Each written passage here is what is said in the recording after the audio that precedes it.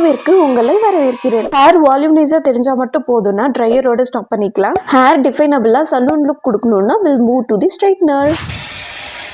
Heat product use பண்றீங்கன்னா heat protector முக்கியம் பிகிலே. இது நான் கிரீஸியா இல்லாம ஈஸி அப்சர்வலா ஒயிட்டிஷ் லிக்விட்ல இருக்கு. அகைன் ஸ்ட்ரைட்னிங்க்கும் நான் லோ ஹீட் தான் யூஸ் பண்றேன். என்னோட லெஃப்ட் சைடு ஆஃப் தி ஹேருக்கு வந்துட்டு கர்ல் கொடுக்காம ஜஸ்ட் ஸ்ட்ரைட்னிங் மட்டும் பண்ணேன். இந்த பிரஷ் யூஸ் பண்றதுக்கு முன்னாடி ஹேர் நல்லா கோம்ப்ல சீவி சிக்கி எடுத்துருங்க, இல்லைன்னா இந்த பிரஷ்ல போயிட்டு முடி நல்லா ஒட்டிக்கும். என்னோட ஹேர் கர்லா இல்லாம வேவியா இருக்கும். So I tend see that much difference, but hair கொஞ்சம் டிஃபைனபிளா இருக்கு. ஆல்வேஸ் ஹீட் யூஸ் பண்ணும்போது செக்ஷன் பை செக்ஷனா பிரிச்சுக்கோங்க and come from the back side. அந்த ஹேர் பிரஷ்ல ஹேர் அப்படியே ரொட்டேட் பண்ணி விட்டுட்டு ஹரிசாண்டலா இல்லாம வெர்டிகலா பொசிஷன் பண்ணி